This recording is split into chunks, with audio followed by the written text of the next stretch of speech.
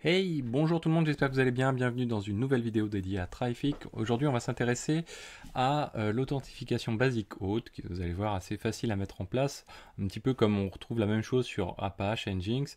Ça va permettre d'avoir une toute petite identification, hein, c'est pas quelque chose de très sécurisé, qui va permettre de demander au user de renseigner un user un mot de passe directement via la couche Trafic. Ça va nous permettre de découvrir en même temps la configuration de Trafic. Alors pour faire ça, ce qu'il nous faut ici, donc on a toujours notre principe, on a deux services, on va dire, deux instances sur lesquels on load balance, c'est ce qu'on avait mis en place précédemment. J'y accède via le navigateur ici, hein, vous voyez, donc si je rafraîchis F5, il n'y a pas de souci.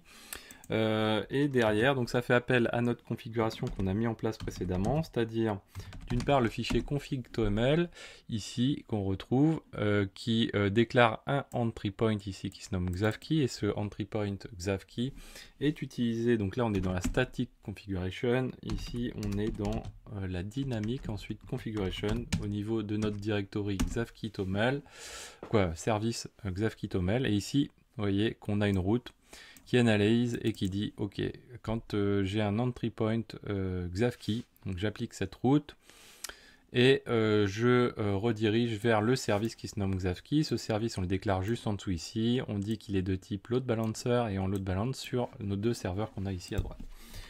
Concernant la sécurisation, pour pouvoir le faire, donc il nous faut sudo apt install apache utils. Donc il est déjà installé et on va faire htpass wd petit n grand B. Ça va permettre d'afficher un mot de passe et de dire voilà, pour le user qui se nomme xavkey, je veux générer un mot de passe et l'afficher, il va être généré en bcrypt, qui est le mode le plus sécure de htpass wd. Donc là, je saisis mon password et derrière, il me génère le hash qui va bien. Donc ensuite, il ne nous reste plus qu'à le rentrer dans notre service en question, la configuration de notre service en question. Donc ici, on va lui déclarer un middleware, un ou plusieurs middlewares. Là, en l'occurrence, on n'en a qu'un, mais du coup, ça peut être une liste. Et donc là, on va lui donner un nom. On va lui donner xavkey hôte, par exemple. Et derrière, on va déclarer nos middleware. Donc, hop, ici, donc on va dire middlewares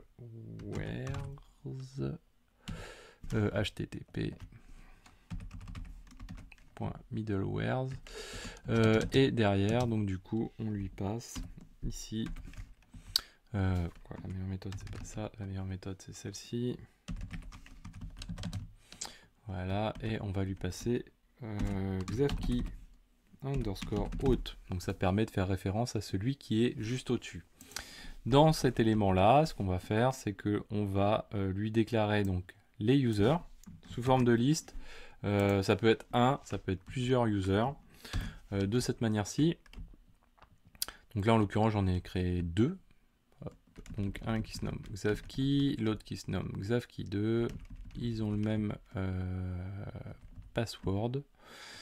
Et donc voilà. Donc là, on a notre middleware qui a été déclaré. Cette route fait appel à ce middleware qui est déclaré juste en dessous. Et en l'occurrence, c'est mes deux users. Donc on relance Trafic. Alors, qu'est-ce qu'il a? Xavkey hot file. Ah ouais, ok. Où est-ce qu'il est le souci? Pouf. Middleware. Qu'est-ce que j'ai oublié moi? Middleware, Xavkey. Middlewares.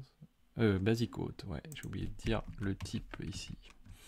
Xavkey hot. Point. Basic hôte. Donc c'est le type de middleware. Donc là en l'occurrence c'est de l'authentification, mais ça pourrait être autre chose. Qu'est-ce qu'il y a? Router name, root file, xavkey root. Qu'est-ce qu'il a?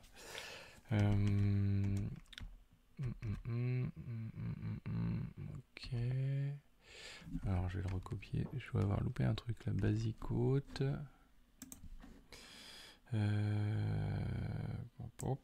Bon, on va recopier comme ça. Ouais, c'est étonnant. Ok, c'est pas grave. Donc on va supprimer cette partie-là.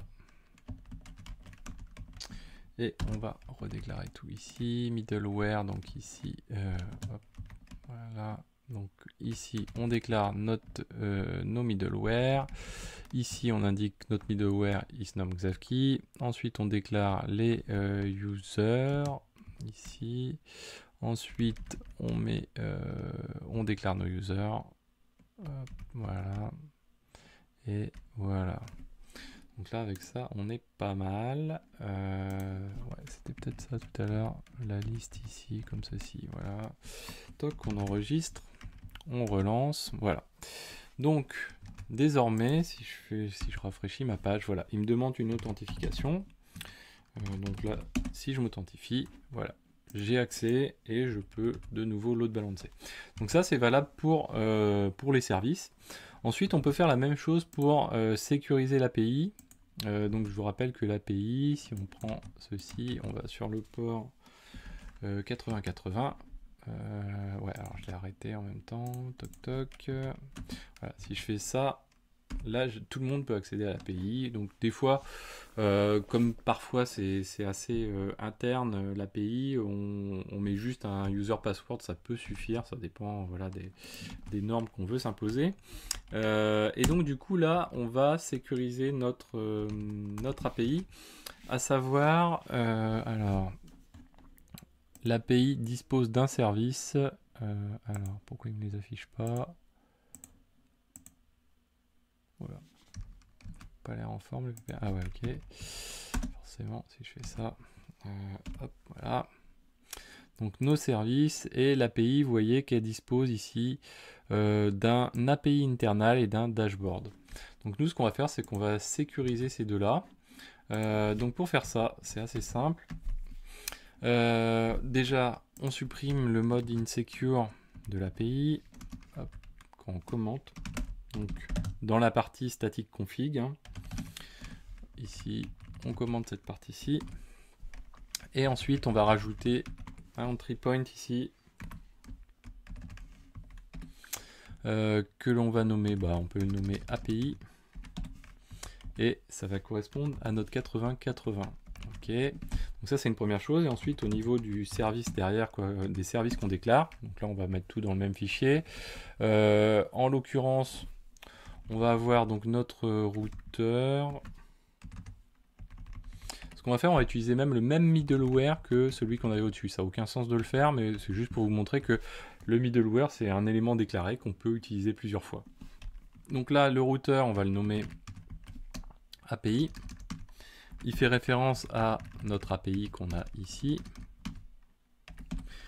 Et le service, que je dise pas de bêtises, donc c'est notre fameux API internals. Voilà, c'est ça. Que l'on avait tout à l'heure. Donc celui qu'on retrouve ici, API internal. Ok, ici alors au niveau des passes, on en a deux à couvrir. On a le /API pour les gens qui accèdent directement à l'API, et on a le /dashboard pour ceux qui accèdent via l'interface graphique ici. Donc pour faire ça, on a deux, donc c'est du pass préfixe, hein. Ici on est sur du pass simple, là on va faire sur du pass préfixe de cette manière-ci. Hop. Voilà, hop, comme ceci. Du pass préfixe où on couvre les deux, donc le dashboard et l'API, et du coup on utilise le même middleware qu'on a déclaré tout à l'heure qui s'appelle Xavki, qui est celui qui est juste en dessous. Hop, voilà. Donc du coup je peux relancer. Voilà, c'est parti. Et donc là si je relance cette page-ci, si je fais Xavki 2, cette fois-ci on va utiliser le deuxième user. Xavki 2, j'utilise le deuxième user. Et voilà, donc là j'arrive à me connecter en mode sécurisé, donc c'est cool. Voilà, que dire d'autre? C'est à peu près tout. J'espère que cette vidéo vous a plu. N'hésitez pas à la partager, à mettre des pouces bleus, à commenter, à vous abonner. Et moi je vous dis à très bientôt sur Xavki.